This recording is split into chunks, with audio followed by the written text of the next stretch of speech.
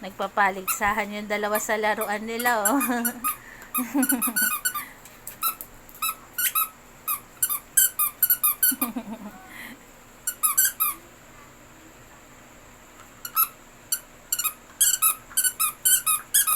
Si Solo saka si Gracia.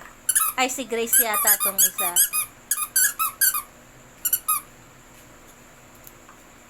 Tama, si Gracia nga. Nalilito rin po kay Grace saka kay Gracia. Ito po yung naglalaro, si Gracia. Ayun po si Grace yung nakaharap dito.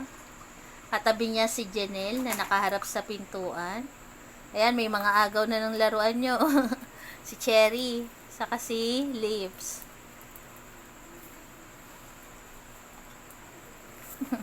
Butak-butak tong mag-iine, oh.